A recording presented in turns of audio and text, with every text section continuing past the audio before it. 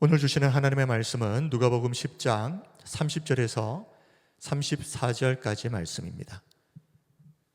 누가복음 10장 30절에서 34절 말씀 한 절씩 교독하고 마지막 34절은 함께 봉독합니다. 30절입니다.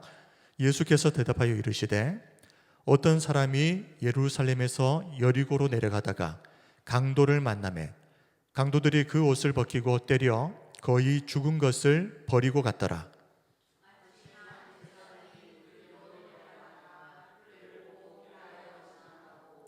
또 이와 같이 한 레위인도 그곳에 이르러 그를 보고 피하여 지나가되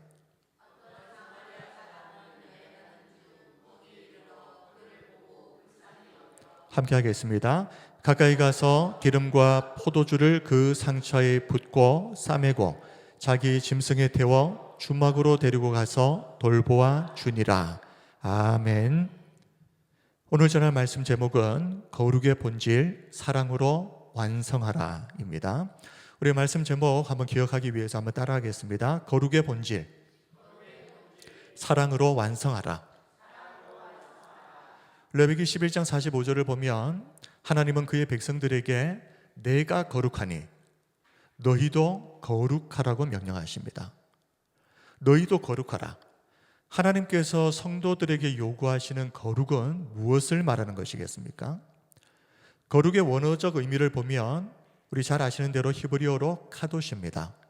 잘라내다, 분리하다, 더러운 것들을 잘라내는 겁니다. 세상의 죄와 구별된 상태를 말하는 것입니다. 그런데 이 원어의 의미만 보면 자칫 이 거룩을 이런 것이구나, 죄 많은 세상과 거리를 두는 소극적인 태도를 말하는 것이구나 라고 오해하기가 쉽습니다. 그러나 신구약 성경을 보면 일관되게 말씀하는 거룩의 진짜 의미는 성도들이 하나님이 우리에게 주신 그 거룩을 가지고 온 세상 가운데 드러내는 적극적인 태도에 가깝습니다. 세상을 피하고 단절시키는 소극적인 태도가 아니라 오히려 세상 안으로 들어가서 하나님의 거룩을 전하는 적극적인 태도가 카도시, 거룩의 의미다. 자, 지금부터 본문 말씀을 통해서 하나님이 우리에게 요구하시는 진정한 거룩, 이 거룩의 본질이 무엇인지, 그리고 두 번째, 그리고 그 거룩은 어떻게 이루고 완성될 수 있는지에 대해서 살펴보려고 합니다. 자, 오늘 우리가 읽은 본문의 내용은 모두 잘 알고 있는 선한 사마리아인 비유입니다. 자, 다 아시지만 짧게 요약을 합니다. 누가복음 10장 30절을 한번 보겠습니다. 예수께서 대답하여 이르시되 어떤 사람이 예루살렘에서 여리고로 내려가다가 강도를 만나매 강도들이 그 옷을 벗기고 때려 거의 죽은 것을 버리고 갔더라. 자, 어떤 사람이, 누군지는 모릅니다. 어떤 사람이 예루살렘에서 여리고로 내려가다가 강도를 만났다. 자, 그런데 이 사람이 지나갔던 그곳은 평소에도 강도들이 자주 출몰했던 아주 악명 높은 지역입니다. 지도를 보여드리지는 않겠지만 이 예루살렘은 해발 약 800m 고지대입니다. 그런데 여리고는 해수면보다도 250m가 낮은 저지대입니다. 그러다 보니 이 두 도시의 거리는 고작 27km에 불과하지만 그 고도 차이가 1000m 이상 나는 가파른 내리막길. 자, 여기에는 바위와 동굴이 많거든요. 그러다 보니 강도들이 이런 바위, 동굴에 숨어 있다가 지나가던 행인들을 딱 덮치기 좋았습니다. 오늘 본문 말씀은 어떤 사람이 바로 이곳을 지나가다가 강도를 만났다는 것입니다. 그래서 옷도 빼앗기고 매를 얼마나 많이 맞았는지 거의 죽은 상태로 길가에 내버려졌다. 자, 그런데 그때 마침 그 길을 지나갔던 사람이 3명이 있었는데 제사장, 레위인, 그리고 사마리아인입니다. 제사장과 레위인은 어떻게 합니까? 강도 만난 그 사람을 봤습니다. 그런데 보고도 도와주지 않고 그냥 지나가 버립니다. 그런데 오직 한 사람, 유대인들로부터 부정한 자라고 멸시받았던 사마리아 사람은 이 강도 만난 사람을 보고 불쌍히 여겨 그리고 그 상체에 기름과 포도주를 붓고 싸매어 주고 자기 짐승에 태워 주막까지 데리고 와서 정성껏 돌보아줍니다. 근데 또 그것이 끝이 아니었죠. 이 사마리아인은 그때 당시 용무가 있어서 여행을 하던 중이었거든요. 그런데 그 일을 지금 마무리하지를 못하고 이 강도 만난 사람을 도와주고 있다 보니 일을 마무리하기 위해서 주막에서 다음 날 이 주막 주인에게 성인 남성 이틀 일해야 받을 수 있는 품삯인 2데나리온을 주고 내가 돌아와서 추가 비용이 발생하면 내가 그것도 주겠다 하고 말하면서 이 주막 주인에게 이 강도 만난 사람을 좀 잘 돌보아 달라고 부탁을 합니다. 그런데 이 비유를 볼 때마다 한 가지 궁금한 것이 있습니다. 제사장과 레위인은 왜 강도 만난 자를 도와주지 않고 그냥 가버린 것인가? 사실 알고 보면 누구보다 강도 만난 이 사람을 적극적으로 도와주어야 할 사람들이 바로 이들이 아닙니까? 제사장, 레위인들. 그들은 평소 백성들에게 내 이웃을 내 몸과 같이 사랑하라, 이 하나님의 말씀을 가르치면서 사랑의 실천을 누구보다 강조했던 사람들입니다. 그런데 왜 이들은 정작 강도 만난 사람을 만났을 때 왜 못 본 척하고 그냥 지나가 버린 것인가? 만약 그들에게 왜 그랬습니까? 라고 물어본다면 아마 이렇게 대답했을 겁니다. 거룩을 지키기 위해서. 누가복음 10장 30절을 보면 강도 만난 이 사람은 거의 죽은 것 같은 상태로 길가에 내버려져 있었다라고 말합니다. 30절 예수께서 대답하여 이르시되 어떤 사람이 예루살렘에서 여리고로 내려가다가 강도를 만나매 강도들이 그 옷을 벗기고 때려 거의 죽은 것을 버리고 갔더라. 자, 그러니 멀리서 보면 이 사람이 지금 살았는지 죽었는지 분간이 안 되는 그 정도의 지경이었던 겁니다. 그렇다면 한번 생각해 보십시오. 혹시라도 제사장과 레위인이 이 강도 만난 사람을 도와주려고 다가갔다가 만약 그 사람이 이미 죽어버렸거나 아니면 살아있기는 하는데 도와주고 있는 그 중에 사경을 헤매다가 갑자기 숨을 거두어 버렸다. 그러면 제사장과 레위인은 어떻게 되겠습니까? 율법에 따르면 제사장과 레위인은 시체를 접촉했기 때문에 부정한 상태가 됩니다. 그러면 어떻게 될까요? 전국의 제사장들은 24반차, 24개의 그룹으로 나누어져 있거든요. 그래서 1년에 2번씩, 한 번에 각 일주일씩입니다. 1년에 2번씩 성전에 올라와서 직무를 수행했습니다. 그러니까 교대로 계속 돌아가면서 하는 겁니다. 자, 그런데 시체를 접촉해서 부정하게 되면 최소 7일 동안 성전 직무를 수행하지 못하게 됩니다. 민수기 19장 11절 사람의 시체를 만진 자는 1회 동안 부정하리니 7일 동안 부정한 상태에서 성전 직무를 못하는 겁니다. 자, 좀 전에 말씀드렸죠. 24반차에 속한 이 제사장들은 1년에 2번 성전에서 섬깁니다. 그리고 한 번 섬길 때마다 일주일입니다. 그런데 시체를 접촉해 버렸다. 그래서 7일 동안 부정해져 버렸다. 그럼 어떻게 되는 겁니까? 1년에 2번 섬기는데 한 번이 날아가 버리는 겁니다. 못 섬기는 것이죠. 사역에서 전체적으로 배제돼 당해버립니다. 그리고 제사장은 그 기간 동안에는 제사장에게 할당된 이 성물도 먹을 수가 없습니다. 게다가 공동체에서도 부정한 상태이기 때문에 일정 기간 동안 격리됩니다. 그런데 이 격리라고 하는 것이 이 나병 환자들처럼 진영 밖으로 쫓겨나가는 그런 격리까지는 아닙니다. 그러나 분명한 것은 성전에는 출입할 수 없었던 것은 분명합니다. 그리고 사람들과의 접촉도 상당히 많은 제약을 받습니다. 그야말로 사역도 일상의 삶도 완전히 멈춰버리는 겁니다. 이렇게 제사장과 레위인이 시체를 만져서 부정하게 되면 우리가 생각하는 것보다 훨씬 많은 심각한 손해와 어려움들이 발생한다는 거죠. 자, 그렇다면 좀 이해가 되지 않습니까? 제사장과 레위인이 이 강도 만난 사람을 좀 피해 간 것이 그럴 수도 있겠다. 혹시라도 시체를 만졌다가 부정해지면 성전의 일을 못하지 않습니까? 그런데 제사장과 레위인이 강도 만난 사람을 외면한 진짜 이유가 정말 거룩을 지키기 위해서였겠습니까? 사실 그보다는 이 일로 인해서 발생하게 될 이 물질적인 손해, 또 사역적인 손해를 감수하기 싫은 겁니다. 괜히 이 일에 휘말려서 내가 손해보고 불편해지는 것이 싫은 겁니다. 그런 점에서 이 제사장과 레위인은 지금 거룩을 책임 회피의 수단으로 삼고 있다 하는 것이죠. 거룩을 책임 회피의 수단으로 삼고 있다. 오늘 우리는 이 말씀을 통해서 자기 자신을 한번 좀 돌아봐야 됩니다. 나는 제사장과 레위인처럼 이 거룩을 핑계로 혹시 마땅히 감당해야 할 이웃에 대한 사랑과 섬김을, 이 책임을 회피한 적은 없는가 하는 것입니다. 예를 들어서 오늘처럼 우리가 예배를 드리러 오는 길에 하필이면 그때 어떤 사람이 피를 흘리고 쓰러져 있는 것을 목격을 했다. 한번 생각해 보십시오. 좀 비유가 좀 극단적이긴 합니다. 그런데 그런 상황을 맞닥뜨리게 되면 여러 가지 생각으로 좀 머리가 복잡해지죠.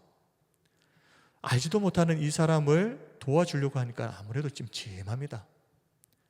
괜한 일에 휘말리는 건 아닌가 싶어서 걱정도 됩니다.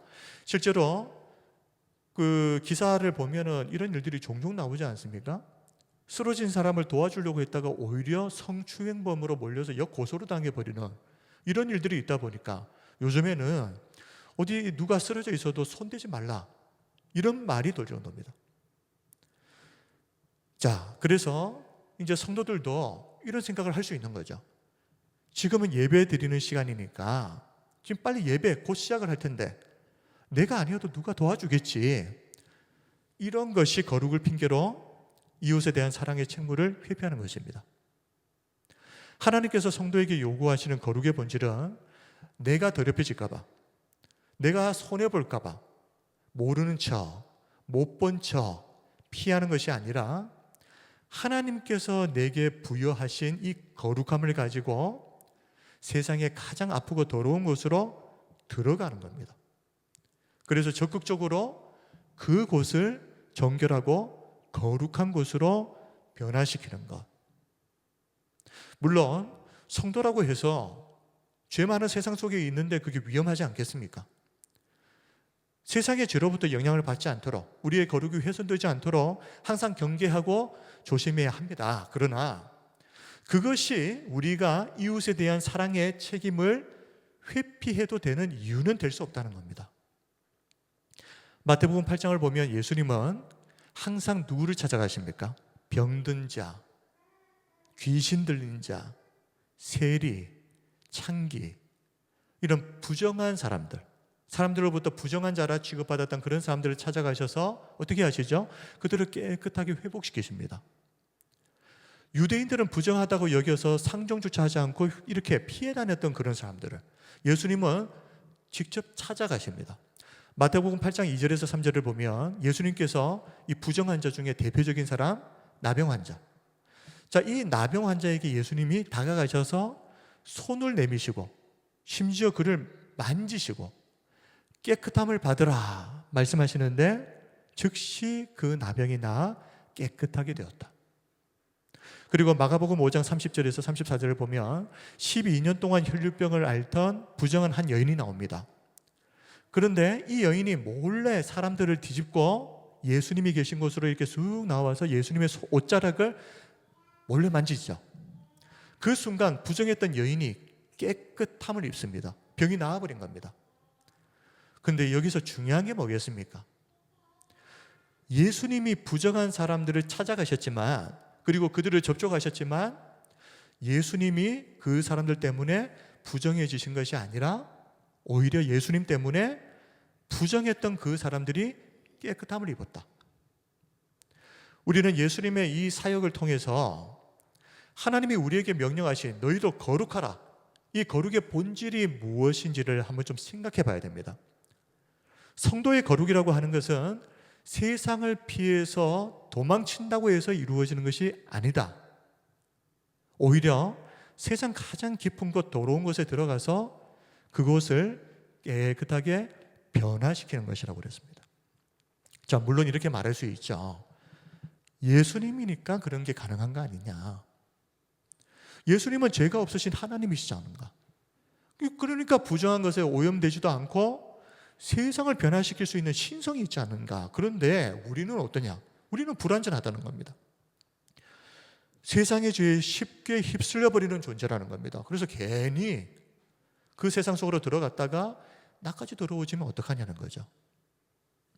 그러나 예수님은 12 제자를 부르신 후에 그들을 세상에 보내시면서 그 제자들에게 더러운 귀신을 쫓아내고 모든 병과 약한 것들을 고치는, 이게 뭡니까? 부정한 것들 아닙니까?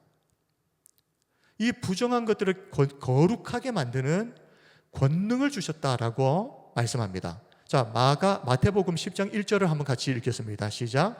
예수께서 그의 12 제자를 부르사 더러운 귀신을 쫓아내며 모든 병과 모든 약한 것을 고치는 권능을 주시니라. 권능을 주셨다 했습니다. 어떤 권능입니까? 귀신을 쫓아내고 병을 고치고 약한 것을 고치는.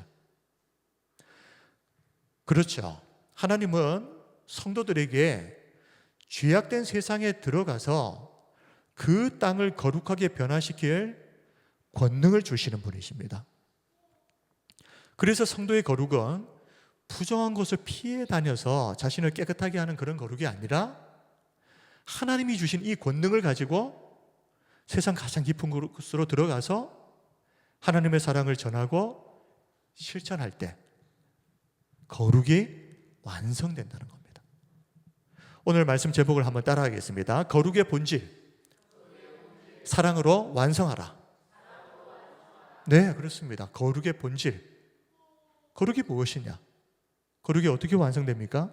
사랑으로 완성하라. 다시 본문으로 돌아와서, 그렇다면 자, 앞에서 전해드렸던 그 내용을 가지고 생각해 볼 때 오늘 본문에 등장했던 이 세 사람 중에 가장 거룩한 사람은 이건 좀 틀린 것 같고요. 진짜 거룩한 사람은 누구겠습니까? 말할 것도 없이 유대인들로부터 부정한 자라고 멸시받고 무시당했던 사마리아 사람이죠. 왜 그렇습니까? 제사장과 레위인은 거룩을 지킨다는 핑계로 사랑을 포기해버렸습니다. 그런데 이 사마리아인은 똑같이 거룩을 지키기 위해 사랑을 선택했습니다. 희한하지 않습니까? 어떤 사람은 거룩을 지킨다는 핑계로 사랑을 포기해버리고 어떤 사람은 그 거룩을 지키기 위해서 사랑을 선택했다는 겁니다. 이 사마리아인은 어떤 희생과 손해를 감수하더라도 이 죽어가는 한 생명을 살리는 것을 선택합니다. 그런데 이 사마리아인의 이 선택이 바로 성경이 말하는 거룩의 본질입니다. 지금부터 제사장과 레위인처럼 이렇게 거룩을 지킨다는 명분으로 이 사랑을 포기해버리는 것이 얼마나 모순적이고 얼마나 잘못된 것인가에 대해서 잠시 설명을 좀 하겠습니다. 하나님께서 이 율법을 통해서 최종적으로 목적하시는 것이 무엇입니까? 거룩이죠. 거룩한 사람이 되기 위해서 율법을 주신 겁니다. 그런데 그 율법은 어떻게 지킬 수 있습니까? 사랑입니다. 그래서 예수님께서도 뭐라고 말씀하십니까? 하나님을 사랑하고 내 이웃을 사랑하는 것이 율법을 이루는 것이다 라고 말씀하셨습니다. 자, 그리고 로마서 13장 8절에서 10절을 보면 사도 바울은 아주 정확하게 말합니다. 이 사랑을 통해서 율법이 완성된다. 자, 말씀을 보십시오. 피차 사랑의 빛 외에는 아무에게도 아무 빛도 주지 말라. 남을 사랑하는 자는 어떻게 되었습니까? 율법을 다 이루었느니라. 9절, 간음하지 말라, 살인하지 말라, 도둑질하지 말라, 탐내지 말라 한 것과 그 외에 다른 계명이 있을지라도 네 이웃을 네 자신과 같이 사랑하라 하신 그 말씀 가운데 다 들었느니라. 사랑은 이웃에게 악을 행하지 아니하나니 그러므로 사랑은 율법의 완성이니라. 한번 따라하겠습니다. 그러므로 사랑은 율법의 완성이니라. 바울이 분명하게 말하지 않습니까? 예수님께서도 율법을 어떻게 지킬 수 있느냐? 하나님 사랑하고 이웃을 사랑하면 된다. 그리고 바울은요, 남을 사랑하는 자는 율법을 이미 다 이룬 것이다. 그리고 이웃을 사랑하라 하신 그 말씀 가운데 모든 율법이 이미 다 들어가 있다.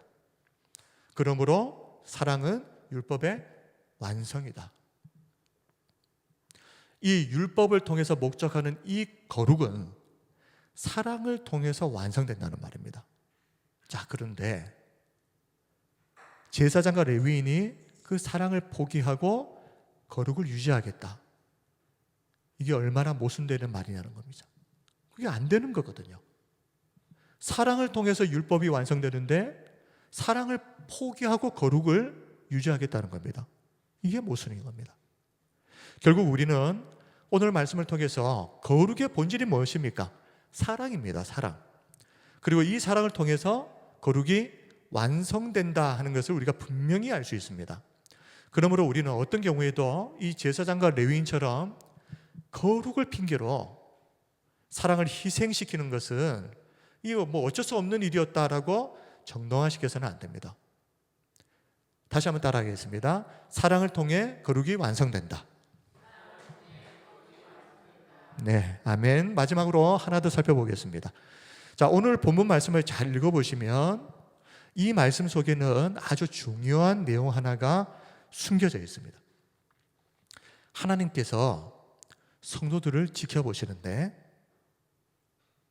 성도가 이 땅에서 살아가면서 혹시 제사장과 레위인처럼 거룩을 핑계로 사랑을 포기해 버리지는 않는지, 거룩을 위해서 어떤 선택을 하는지를 하나님이 성도들을 지켜보신다는 겁니다. 자, 그걸 어떻게 알 수 있습니까? 누가복음 10장 31절 34절까지 말씀을 제가 다시 한번 읽어드릴 텐데 한번 자세히 한번 보시기 바랍니다. 마침 그랬습니다.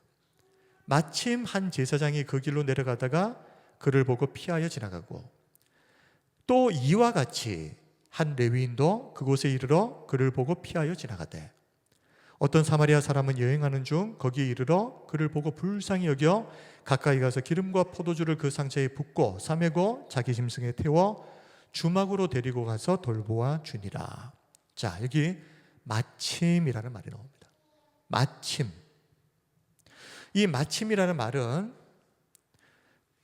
시간은 두 가지 종류가 있다고 그랬습니다. 그냥 흘러가는 시간. 그리고 두 번째 카이로스의 시간이죠. 목적이 있는 시간이 있다고 그랬습니다. 그런데 이 마침이라고 하는 말은 그냥 목적 없이 흐르는 이 시간을 말하는 것이 아니라 카이로스의 시간입니다. 일상 속에 찾아오는 하나님의 카이로스의 시간. 다시 말하면 하나님께서 어떤 목적을 담아 놓으신 시간, 특별한 어떤 목적이 있는 시간, 그것을 우리가 마침이라고 합니다. 자, 한번 생각해 볼까요? 왜 하필이면 그때 마침 제사장, 레위인, 사마리아인이 왜 하필이면 그때 마침 그곳을 지나갔겠습니까? 이게 우연이었겠습니까? 그럴 리가 없습니다. 하나님은 이 마침의 시간을 통해서, 이 카이로스의 시간을 통해서 지켜보시는 겁니다. 이 세 사람이, 제사장, 레위인, 사마리아인이 어떤 선택을 하는지. 자, 요나서를 보면 요나가 하나님의 말씀에 불순종해서 니느웨에 가서 하나님의 심판의 메시지를 전하라고 그랬는데 그게 싫은 겁니다. 원수의 나라에 가서 하나님의 말씀을 전하면 이 요나는 알고 있었죠. 내가 이 말씀을 전하면 니느웨 사람들이 그 말씀을 듣고 회개해서 살게 될 것이다. 그게 하나님의 목적이라는 것을 요나가 알고 있었습니다. 그래서 그게 싫어서 이 니느웨의 반대편이었던 다시스로 가려고 하는 배를 타려고 요빠 항구로 내려가는데, 자, 한번 보십시오. 하필이면 딱 끝에 마침 다시스로 가는 배가 있네요. 요나서 1장 3절, 그러나 요나가 여호와의 얼굴을 피하려고 일어나 다시스로 도망하려 하여 욥바로 내려갔더니 뭐라고 되어 있습니까? 마침 다시스로 가는 배를 만난지라. 여호와의 얼굴을 피하여 그들과 함께 다시스로 가려고 배삭을 주고 배에 올랐더라. 잘 아시겠지만 당시에는 오늘날처럼 배가 정해진 시간에 운행될 수가 없었습니다. 바람의 방향, 계절, 기후에 따라서 출항 일정이 어떻게 될지 불확실하기 때문에 이 배가 언제 들어올지, 언제 출발할지 아무도 모릅니다. 그러니 멀리 떨어진 곳으로 배를 타고 가려면 때로는 수일에서 수주일, 폭우에 와서 그냥 배 올 때까지 무작정 기다려야 되는 겁니다. 그런데 그런 상황에서 요나가 욥바 항구에 도착을 했는데 하필이면 그때 기다렸다는 듯이 마침 다시스행 배가 막 출항을 하려고 도출을 올리고 있는 거 아닙니까? 야, 이렇게 될 확률이 얼마나 되겠습니까? 요나가 딱 도착했는데 하필 그때 마침 다시스로 갈 배가 이제 출발을 하려고 준비를 하고 있는 겁니다. 이게 과연 그냥 우연이었겠습니까? 그럴 리가 없죠. 마침 하나님은 요나가 그 배를 눈앞에 두고, 마침 눈앞에 있는 그 배를 두고 하나님은 요나가 어떤 선택을 하는지를 지켜보셨던 겁니다. 이것이 마침 카이로스의 시간입니다. 하나님이 어떤 목적을 가지고 정해놓으신 시간. 마찬가지로 오늘 본문에 강도 만난 자가 길가에 내버려져 있었던 그 시간, 하필 그곳에 마침 제사장과 레위인 그리고 사마리아인이 지나갔던 것도 우연이 아니라는 것이죠. 우연처럼 보였던 하나님의 카이로스의 시간, 마침의 시간이었던 겁니다. 그래서 오늘 본문에서는 굳이 마침이라고 하는 그 단어를 넣은 겁니다. 이걸 보고 눈치를 채라는 거죠. 이게 그냥 어쩌다 보니 우연히 일어난 일이 아니라는 것을 눈치채라는 겁니다. 왜요? 우리 인생에도 그 마침의 시간이 올 테니까요. 성도들에게도 어느 날 갑자기 이 마침, 카이로스의 시간이 올 것입니다. 어느 날 우연히 어디를 지나가고 있는데 하필이면 그때 마침 내 도움이 절실하게 필요한 어떤 사람을 만난다든지 뭐 이런 방식으로. 근데 왜 하필 이때? 그런데 이렇게 우리의 눈에는 우연처럼 보이는 이 마침의 시간이 알고 보면 어떤 시간입니까? 하나님이 우리가 어떤 거룩한 선택을 하는지를 지켜보시는 시간이라는 겁니다. 우리가 이 마침의 시간이 우리에게 다가왔을 때 할 수 있는 가장 최선의 선택이 뭐겠습니까? 사마리아 사람을 보십시오. 사랑을 선택하는 겁니다. 그리고 그 사랑의 선택을 했을 때 우리의 거룩함이 완성된다는 것입니다. 말씀을 정리하겠습니다. 오늘은 거룩의 본질, 사랑으로 완성하라는 제목으로 거룩이 도대체 뭐냐? 거룩의 본질이 무엇이냐? 그리고 그 거룩은 무엇으로 완성되느냐에 대해서 살펴보았습니다. 거룩의 본질은 무엇이라 그랬습니까? 우리가 내 자신이 더럽혀지지 않기 위해서 죄로 가득한 세상과 단절되고 멀리 떠나버리는 것이 아니라 그랬습니다.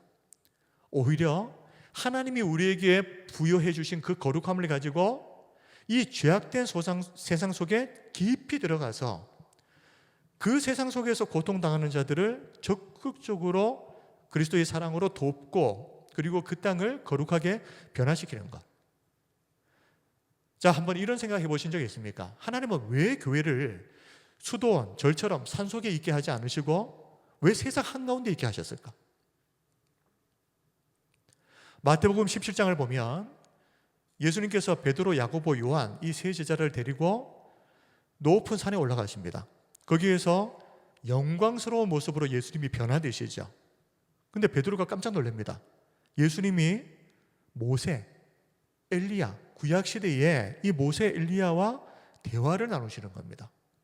이 모습을 보고 베드로가 얼마나 그냥 감동이 되었던지 예수님께, 예수님, 우리 산 아래로 내려가지 말고 그냥 여기에 초막셋을 짓고 여기서 삽시다, 이렇게 말을 하거든요.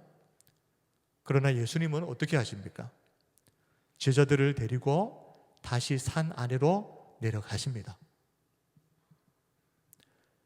죄악으로 가득한 그 세상이 성도와 교회가 거룩한 사명을 감당해야 할 것이기 때문이죠.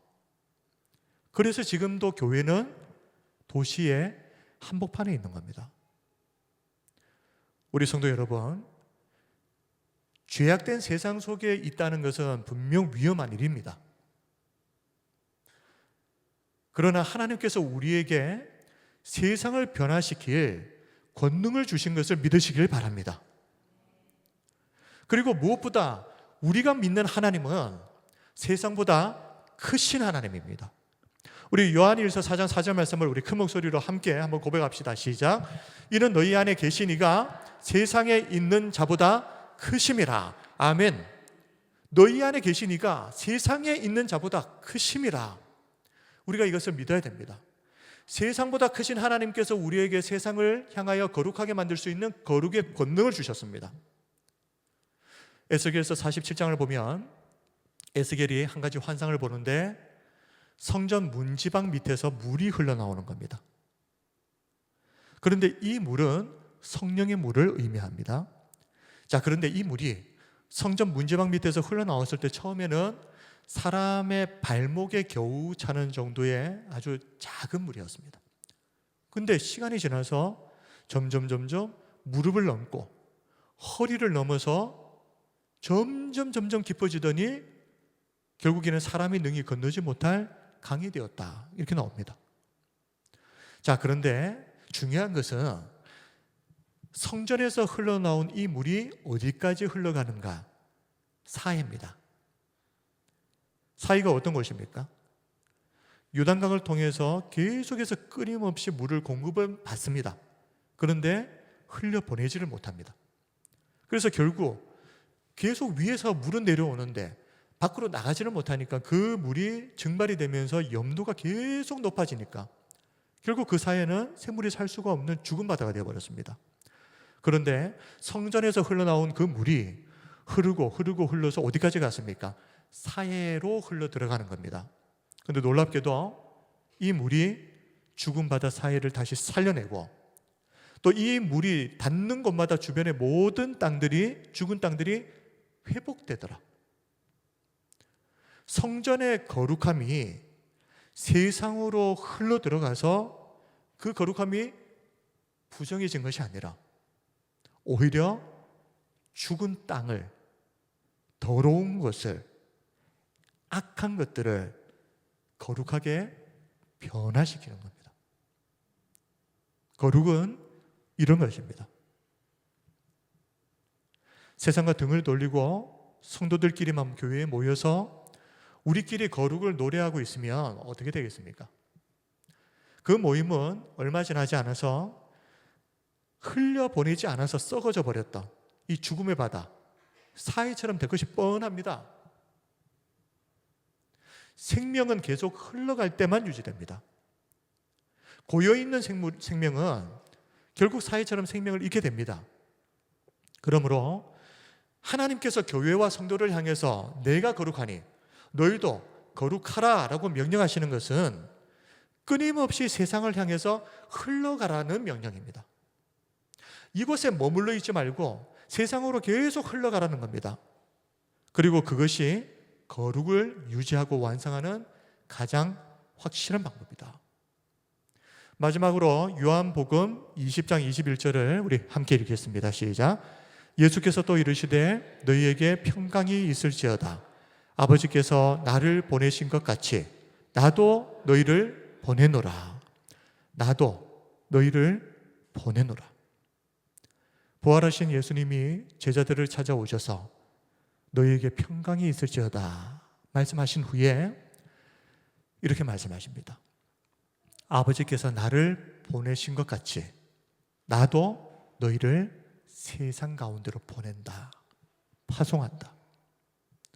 우리 교회는 세상과 담을 쌓고 우리끼리 모여서 우리만의 거룩을 세워가는 이런 수도원 같은 교회가 아니라 주님이 주신 이 권능을 가지고 세상 가장 깊은 곳에 들어가서 고통받는 이들에게 복음의 생명을 전하고 하나님의 거룩함으로 세상을 변화시키는 세상 속의 거룩한 교회가 되어야 됩니다.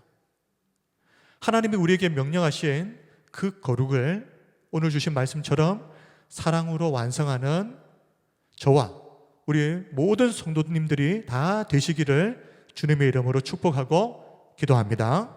아멘. 이제 우리 함께 찬양 드리고 우리 오늘 주신 말씀을 가지고 함께 기도합시다.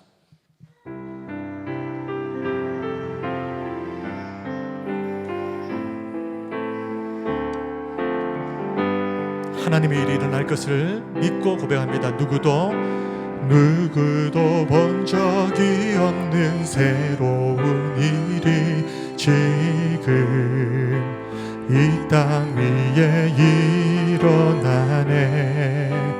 누구도 들은 적 없는 놀라운 일이 지금 일어나네. 누구도 본 적이 없는 새로운 일이, 누구도 본 적이 없는 새로운 일이 지금 이 땅 위에 일어나네. 누구도 들은 적 없는 놀라운 일이 지금 일어나네. 우리 박수 치면서 다시 한번 찬양합시다. 누구도 본 적이 없는 새로운 일이 지금 이 땅 위에 일어나네.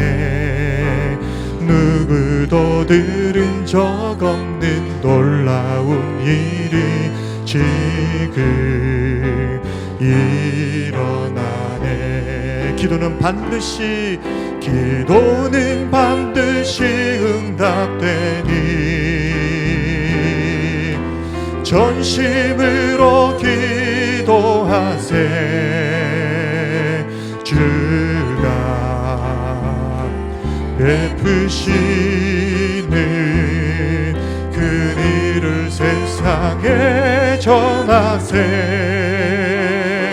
광야의 길을 만드시고 사막의 강을 만드시는 새롭고도 놀라운 일이 지금 이 땅에 일어나네.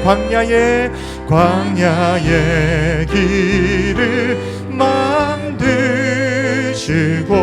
사막의 강을 만드시는 새롭고도 놀라운 일이 지금 이 땅에 일어나네. 기도는 반드시 응답되니, 기도는 반드시 응답되니 전심으로 기도하세. 전심으로 기도하세. 주가 베푸시는 그 일을 세상에 전하세. 광야의 길을 만드시고 사막의 강을 만드시는 새롭고도 놀라운 일이 지금 이 땅에 일어나네. 광야의 길을 만드시고 광야의 길을 만드시고 사막의 강을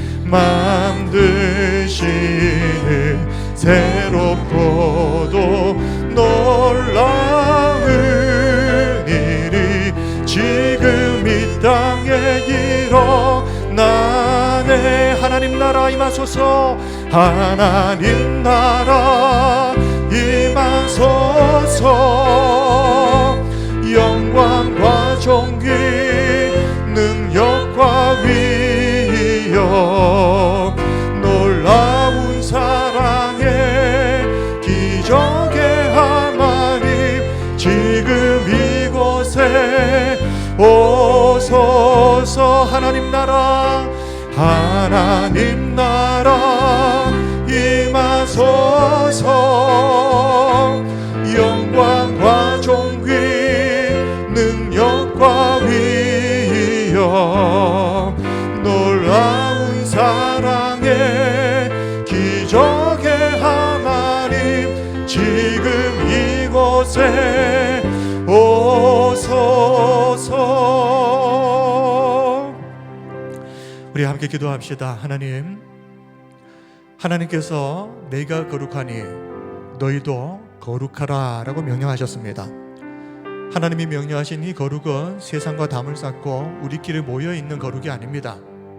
하나님이 주신 권능을 가지고 세상 속으로 들어가서 거룩하지 않은 것을 거룩하게 바꾸는 영향력, 이것이 하나님께서 우리에게 명령하신 거룩의 명령인 줄 믿습니다. 세상보다 크신 하나님께서 우리에게 거룩을 명령하십니다. 그리고 우리에게 권능을 주셨다 말씀합니다. 용기를 가지고 우리가 세상 속에 들어가서 그곳을 하나님의 거룩한 나라로 변화시키는 하나님의 거룩한 도구가 되게 해 주옵소서. 내가 있는 가정이, 내가 있는 직장이, 내가 있는 모든 곳이 나를 통해 거룩이 흘러가게 해 주옵소서. 사회를 성령의 물이 닿으니 다시 살아있는 바다로 변화되었던 것처럼 하나님 우리를 통해서 이 땅을 살려주옵소서. 함께 우리 통성으로 기도합시다. 거룩하신 아버지 하나님, 은혜와 사랑을 감사드립니다. 오늘도 하나님이 무더운 날씨 가운데서도 저희들을 교회로 불러주시고 하나님의 말씀을 들으며 예배하게 하셨사오니 이것에도 하나님의 카이로스의 목적이 있는 줄 믿습니다. 아버지 하나님, 한 번밖에 살 수 없는 이 짧은 인생을 살아가면서 세상과 담을 쌓고 아버지 하나님, 그렇게 살아가는 거룩이 아니라 세상 속으로 깊이 들어가서 하나님이 주신 그 거룩의 권능을 가지고 이 땅을 변화시키는 우리가 되게 하여 주시옵소서. 우리를 통하여 우리의 가정이, 우리 직장이, 내가 가는 모든 것들이 아름답게 변화되어지는 죽음바다 사이가 살아났던 것처럼 우리를 통하여 그 기적의 역사들이 생명의 역사가 일어나게 하여 주시옵소서. 아버지 하나님, 우리 한 사람 한 사람이 거룩의 도구가 되어서 이 땅에 하나님이 주신 그 사명을 이루어드리는 그 아버지 하나님 앞에 거룩하게 쓰임받는 인생 되게 하여 주시옵소서. 하나님 역사하여 주옵소서. 살아계신 예수님 이름으로 기도드립니다. 아멘. 참 좋으신 우리 하나님 아버지, 예배할 수 있게 해주셔서 감사합니다. 하나님을 예배하며 주신 그 거룩한 말씀을 통하여서 우리가 이 땅을 살아가며 어떻게 살아야 할지를 분명하게 알려주시고 그 길을 보여주셨사오니 이제는 순종함으로 말씀의 열매를 맺게 해 주시옵소서.